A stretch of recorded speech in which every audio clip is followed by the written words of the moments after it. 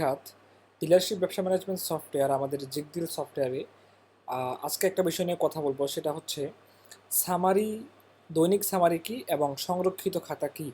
তো আমাদের অনেকেই আসলে দৈনিক সামারি এবং সংরক্ষিত খাতা সম্পর্কে একটু একটু গুলিয়ে ফেলে যে বিষয়টা আসলে কিভাবে কাজ করে।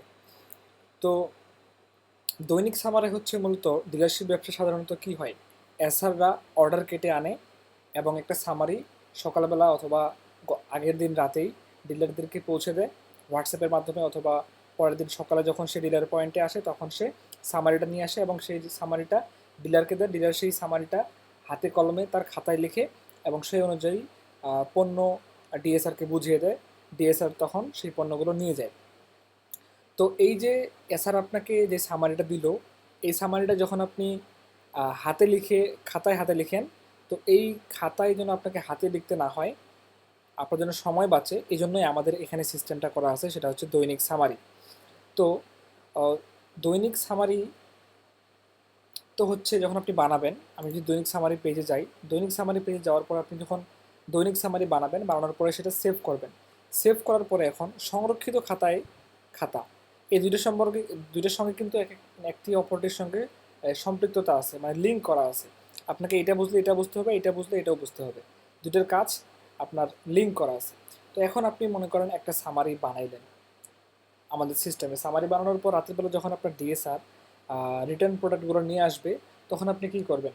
খাতায় সাধারণত আপনি কী করেন, খাতায় আপনি সকালবেলা যেই এসআরের কাছ থেকে সামারিটা নিয়েছিলেন সেটা আপনি খাতায় সকালবেলাতেই যখন আপনি খাতে তুলে রাখেন এবং রাতের বেলা ডিএসআর আসলে তার কাছ থেকে আপনি ফেরতের প্রোডাক্টটা বুঝে নেন এবং সেই খাতায় জাস্ট আপনি ফেরতের প্রোডাক্টটা এন্ট্রি করেন, এরপরে বিক্রি লিখেন, এরপরে রেট অনুযায়ী গুণ করে তার যেই দৈনিক ওই দিনের যেই বিক্রির হিসাবটা আপনি সেখানে করেন। এবং বাকি বকেয়া কমিশন বা ওভারহেডের হিসাব থাকলে বা ড্যামেজ, মার্কেট থেকে ড্যামেজ আসলে যেমন আপনি খাতা হিসাব নিকাশগুলো করেন, ঠিক একই সিস্টেমের হিসাব নিকাশ আপনি আমাদের সফটওয়্যারে করতে পারবেন। কিন্তু খাতায় যেভাবে আপনি হাতে লিখেন কষ্ট করে, এই কষ্টটা এখানে নাই। অর্থাৎ সিস্টেম একই, ফরম্যাট একই, জাস্ট আপনাকে এখানে আমাদের সফটওয়্যারে শর্টকাটে আপনি করতে পারবেন। তো আমি যদি আপনাকে একটা সামারি বানাই দেখাই, দৈনিক সামারি। দৈনিক সামারি বানানোর জন্য এখানে আসলাম। সামারি কীভাবে বানাবেন সেটা আমরা অলরেডি আমাদের মেইন ভিডিওতে দেখিয়েছি। তো আমি এখানে একটু দ্রুত করে বানিয়ে নিচ্ছি, সময় যেন কম লাগে এই জন্য। তো এখানে আমি অলিম্পিক কোম্পানির 3টা প্রোডাক্ট যোগ করলাম। ধরে নিলাম যে আজকে আমাদের এসআর এই প্রোডাক্টের অর্ডারগুলোই কাটছে এবং সামারিটা এনে আমাকে দিছে। আমি একজন ডিলার ধরে নিলাম এবং আমি সেই সামারিতে যে প্রোডাক্টগুলো আছে সেগুলো যত পিস, যত কার্টুন, যত পলি করে সে অর্ডার কাটছে সেই পরিমাণগুলো সহ আমি এখানে এন্ট্রি করলাম এবং কয় তারিখের সামারি বা কয় তারিখের অর্ডার, এখানে কোন রোডে সে অর্ডার কাটছিল এবং সেলস কর্মী অর্থাৎ এসআরের নাম দিলাম, ডিএসআরের নাম দিলাম, দিয়ে আমি এখন সংরক্ষণে ক্লিক করলাম। তো আমাদের সামারিটা কিন্তু সেভ হয়ে গেল। যে এটা হচ্ছে আমাদের সামারি, এটা হচ্ছে আমাদের সামারি কি।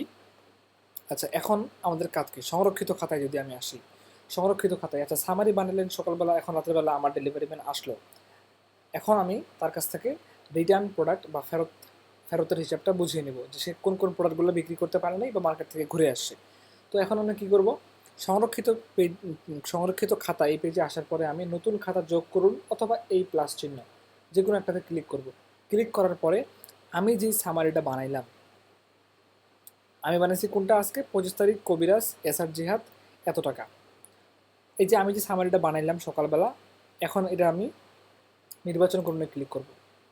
ক্লিক করার পরে কী হবে? আমাদের সামারিটা এখন রিটার্ন প্রোডাক্ট নিয়ে হিসাব করার জন্য প্রস্তুত হয়ে গেল।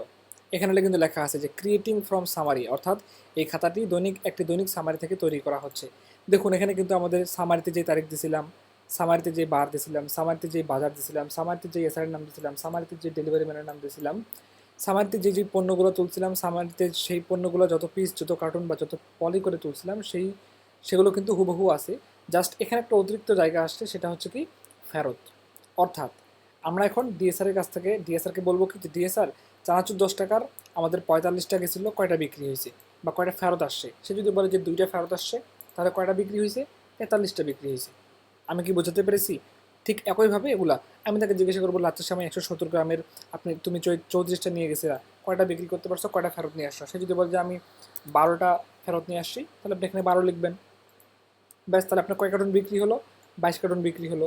এখন একইভাবে লাচ্চা সেমাই আমি তাকে জিজ্ঞাসা করলাম যে লাচ্চা সেমাই কতগুলো ফেরত নিয়ে আসছো।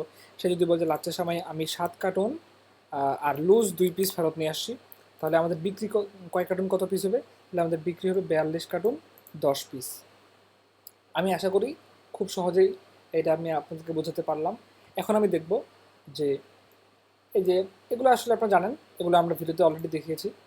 তো এখন আপনি ড্যামেজ প্রোডাক্টের হিসাব করবেন কীভাবে। আপনি নিচের দিকে স্ক্রল করে আসার পর দেখবেন যে ক্ষতিগ্রস্ত নামে একটা সেকশন আছে, এখানে আপনি ক্ষতিগ্রস্ত পণ্য যোগ করুন। আচ্ছা, ক্লিক করার পরে এখন ডিএসআর ধরে নিলাম এই দুইটা প্রোডাক্ট মার্কেট থেকে ড্যামেজ নিয়ে আসছে এবং এই ড্যামেজগুলো তো আমাকে এন্ট্রি করতে হবে। তো আমি যোগ করলাম এই যে নিচের সেকশনটা, এখানে এখানে একবার ক্লিক করব। এই যে ক্লিক করলাম, ক্লিক করার পর দেখতে পাচ্ছি কি আমাদের লাচ্চার সময় 170 গ্রামের ধরে নিলাম। তাকে জিজ্ঞাসা করলাম যে এটা কি ড্যামেজ আসছে? সে বলল যে হ্যাঁ ড্যামেজ আসছে। কত পিস ড্যামেজ আসছে? আমি বললাম 2 পিস। না, সে বললো 2 পিস ড্যামেজ আসছে, আমি 2 পিস তুললাম। লাচ্চার সময় 200 গ্রাম, সে বললো 5 পিস ড্যামেজ আসছে, আমি 5 পিস তুললাম। এখন আরেকটা বিষয়, সেটা হচ্ছে কি যে এই যে ড্যামেজ প্রোডাক্টের মূল্যগুলো কি হবে, এটা কি ক্রয় মূল্য হবে নাকি বিক্রয় মূল্য হবে? তো এটা বোঝার জন্য আমি তো আপনাকে দেখালাম যে আপনি, আচ্ছা এটা আমি আবার তুলে দেখাই। এখানে ক্লিক করে ধরে নিলাম আমরা একটা একটা করে প্রোডাক্ট, ড্যামেজ প্রোডাক্ট যোগ করবো। তো শুরুতে আমি লাচ্চা সেমাই 170 গ্রাম এখানে ক্লিক করব।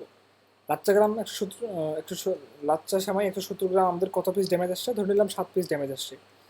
তো এখানে একক কি সিলেক্ট করা আছে? লাচ্চা সেমাইয়ের একক হচ্ছে পিস এবং কার্টুন। যদি আমি কার্টুন সিলেক্ট করি তাহলে এখানে আমাদের কার্টুনের বিক্রয় মূল্য দেখাচ্ছে। যদি আমি এখান থেকে পিসে সিলেক্ট করি তাহলে আমাদের এখানে পিসে বিক্রয় মূল্য দেখাচ্ছে। অর্থাৎ 7-এর সঙ্গে এটা গুণ করে যত আসবে ওইটা হবে আমাদের মোট লাচ্চা সেমাইয়ের 170 গ্রামের ড্যামেজ পরিমাণ। এখানে আমি যোগ করলাম। এখন দেখব যে লাচ্চা সেমাই 7 পিস ড্যামেজ আসছে, কত করে মূল্য? প্রতি পিসের মূল্য 7 টাকা 0.8 পয়সা। তাহলে এটার সঙ্গে এটা গুণ হয়ে কত হবে? 50 হবে। যদি আপনার এটার মূল্য যদি আপনি পরিবর্তন করতে চান তাহলে কীভাবে করবেন? যদি আমি আরেকবার দেখাই, এখানে ক্লিক করে আমি এখন আরেকটা প্রোডাক্ট ড্যামেজের জন্য সিলেক্ট করলাম এবং আমি ধরে নিলাম যে এটা আমাদের 12 পিস ড্যামেজ আসছে। এখন আমি দেখতেছি যে এখানে যেই বিক্রয় মূল্য আছে, আপনি হয়তো চাচ্ছেন যে এখানে আপনি 34.58 জায়গায় আপনি 35 করে দিবেন বা আপনি 33 করে দিবেন, এটা আপনার নিয়ন্ত্রণে থাকবে। এখানে ক্লিক করবেন, দেখবেন যে আমাদের লাচ্চা সেমাই 200 গ্রামের কয় পিস? 12 পিস ড্যামেজ আসছে। কত করে মূল্য লাগাইলাম আমি? 33 টাকা করে, অর্থাৎ প্রতি পিস 33 টাকা করে। এর সঙ্গে 12 গুণ হলে কত হবে? এত টাকা। আমাদের মোট ড্যামেজ আসলো কত টাকার? মোট ড্যামেজ আসলো 446 টাকার। এটা কোন কোম্পানির? অলিম্পিক কোম্পানির। অলিম্পিক কোম্পানির আমাদের 2টা প্রোডাক্ট ড্যামেজ আসছে এবং আমরা পরিমাণগুলো তুললাম। আচ্ছা, বাকি কাজগুলো তো আমি অলরেডি আগের ভিডিওতে দেখিয়েছি। তাহলে এখানে এখন কাজ কি? আমি এটা একটু বন্ধ করে দিলাম। তাহলে আমাদের মোট বিক্রয় হচ্ছে এইটা, আমাদের মোট ড্যামেজ হচ্ছে এইটা। মোট বিক্রয় থেকে ড্যামেজ বিয়োগ করলে আসে এইটা। তাহলে আমরা ডেলিভারি ম্যানের কাছে বুঝে নেব কোনটা? এইটা 74,346 টাকা। এখানে আরেকটা বিষয় আমাদের একজন ইউজার ঝামেলায় পড়ছে, সেটা হচ্ছে যে ধরে নিলাম ডিএসআর আপনাকে এখানে 74,000 বা এখানে 74,346.27 টাকা, এই 0.27 টাকা আমরা না ধরি, এটা আসলে ডিলারশিপ ব্যবসায় খুব একটা ধরা হয় না। 74,346 টাকার মধ্যে ডিএসআর আমাকে 74,300 টাকা জমা দিল। 46 টাকা জমা দিতে পারলো না, সে হয়তো টাকাটা খরচ করে ফেলছে অথবা হারাই ফেলছে। তো এখন আপনি চাচ্ছেন খাতাটা সেভ করতে, তো এখানে আপনি ক্লিক করলে খাতাটা সেভ হবে না। কেন সেভ হবে না? এখানে শর্ত আছে। এই অবশিষ্ট পরিমাণ, অর্থাৎ এইটা যতক্ষণ পর্যন্ত না 0 হবে ততক্ষণ পর্যন্ত আপনি খাতাটা সেভ করতে পারবেন না। অর্থাৎ আমি যদি এখানে সম্পূর্ণটাই জমা দেখাই, অর্থাৎ ধরে নিলাম ডেলিভারি ম্যান আমাদেরকে 74,346.27 টাকা সম্পূর্ণটাই জমা দিছে, এখানে 0 হয়ে গেল। সম্পূর্ণটাই জমা দিছে মানে কি? আর কোনো অবশিষ্ট নাই। এখন আপনি এখানে ক্লিক করলে সংরক্ষণ করতে পারবেন। কিন্তু এমন তো সবসময় নাও হতে পারে। এমনও হতে পারে যে সে আপনাকে 74,300 টাকা জমা দিল, 46 টাকা জমা দিতে পারবে না। এবং এভাবে প্রতিদিন বা মাঝে মধ্যে সে মার্কেটে এরকম হয়তো টাকা হারিয়ে ফেলে, হয়তো বা নিজে খরচ করে, এবং সে আপনাকে হয়তো বলছে যে ভাই এভাবে টুকটাক যে এই শর্টগুলো আসবে, যে অবশিষ্ট পরিমাণ থাকবে, এটা আমি মাস শেষে আপনাকে পরিশোধ করব। এখন আপনি চাচ্ছেন এই 46 টাকা তার নামে এন্ট্রি হোক। তাহলে কী করবেন আপনি এখন? তাহলে আপনি এখন এই যে বকেয়া কমিশন ওভারেজ হিসাব পরিচালনা করুন, এখান থেকে ভাগ করুনে ক্লিক করবেন। আপনার ডিএসআর এর নাম সিলেক্ট করবেন। ধরন থেকে আপনি যদি চান যে এই 46 টাকা তার নামে বকেয়া হিসেবে তুলবেন, তাহলে আপনি বকেয়া সিলেক্ট করবেন। যদি আপনি চান যে না আমি ওর এই 46 টাকা যেহেতু এটা শর্ট করতেছে, মানে এটা অবশিষ্ট পরিমাণ সে আমাকে বুঝে দিতে পারতেছে না, আমি এটা তার নামে কমিশন হিসেবে তুলবো, তাহলে আপনি কমিশন সিলেক্ট করতে পারেন। সিলেক্ট করার পরে আপনি কত টাকা, 46 টাকা, তো এখানে আমি 46 টাকা এই ঘরে তুলে দিলাম। দিয়ে এখন যদি আমি নিচের দিকে তাকাই দেখবো কি সংরক্ষণকরণ বাটনটি চালু হয়ে গেছে, অর্থাৎ এখানে মিনিমাম শর্ত হচ্ছে আপনাকে প্রথম সংখ্যাটা 0 হতে হবে। পয়েন্ট দশমিকের পরে কী থাকে থাকুক এটা আসলে অত বেশি ম্যাটার করে না। মেইন সংখ্যাটা আপনার পূর্ণ সংখ্যাটা 0 হইতে হবে। সে আপনাকে জমা দিচ্ছে এত, তার নামে শর্ট, অর্থাৎ সে শর্ট খাইছে এত টাকা। এখন আপনি সেভ করবেন। সংরক্ষণ করুন ক্লিক করলে কী হবে, আমাদের এখানে আমরা কী করবো, শুধু সংরক্ষণ করুন এখানে ক্লিক করে ধরে রাখবো। ধরে রাখার পরে আমাদের খাতাটা সুন্দর করে সংরক্ষণ হয়ে যাবে, যে খাতা সফলভাবে সংরক্ষিত হয়ে গেছে। এই যে এটা হচ্ছে আমাদের সংরক্ষিত হয়ে গেল। এখন আমরা যে তার নামে কমিশন তুললাম, এটা হচ্ছে আমাদের আজকের খাতা। এসআর ডিএসআর কোন কোম্পানি গেছিলো, অলিম্পিক কোম্পানি, সে কত টাকা জমা দিচ্ছে, কত টাকা বিক্রি হয়েছে। এখানে মাউস নিয়ে আসলে আপনি যখন একটু ঘাটাঘাটি করবেন তখন বুঝতে পারবেন। তো এখানে কমিশন দেখাচ্ছে কি, ডিএসআর অফিক 46 টাকা কমিশন। আচ্ছা, এখন এই 46 টাকা কমিশন মনে করেন আপনি প্রতিদিন বা ডেইলি মাঝে মধ্যে তার নামে ডিএসআর এর নামে কমিশন বা বাকি পড়লো, এবং এই টাকাটা সে মাস শেষে আপনাকে বুঝিয়ে দিবে। তখন এই হিসাবটা আপনি যে এখানে খাতায় তো সেভ করলেন, কিন্তু এগুলো আপনি মাস শেষে পাবেন কোথায়? এর জন্য আপনাকে যেতে হবে বকেয়া হিসাব। এখানে বকেয়া হিসাব যাওয়ার পরে আপনি এখানে আমাদের একটা সিস্টেম আছে, সেটা হচ্ছে, আচ্ছা আগে এখানে দেখাই যে এটা হচ্ছে আমাদের ডিএসআর রফি। এখানে ক্লিক করলাম, ক্লিক করার পর এখান থেকে মোট কমিশনে আসলাম। এখানে আমাদের 3টা টাইপ, আমরা কিন্তু আমাদের পর্ব 1 ভিডিওতে দেখিয়েছিলাম। এখানে 3টা টাইপ, একটা হচ্ছে বকেয়া, কমিশন, ওভার। যেহেতু আমরা কমিশন হিসেবে তার নামে এন্ট্রি করছি 46 টাকা, তাই আমরা এখানে কমিশনের ঘরে ক্লিক করব। এটা আসছে, এটা আমরা একটু সরিয়ে দেবো। এখন আমরা দেখব যে আজকে কয় তারিখে এন্ট্রি করছি আমরা, 25 তারিখে। যে 25 তারিখ বৃহস্পতিবার, ডিএসআর খাতা নং এত থেকে কমিশন কত টাকা, 46 টাকা। ঠিক আছে, তার নামে এন্ট্রি হয়ে গেছে। এখন আপনি চাচ্ছেন, মনে করেন যে আজকে মাস শেষ 31 তারিখ বা 1 তারিখ, তো এখন আপনি চাচ্ছেন যে গত মাস বা চলতি মাসে ডিএসআর এর নামে যত কমিশন ছিল এগুলো এখন আমি প্রিন্ট করব, প্রিন্ট করে তার হাতে দিব।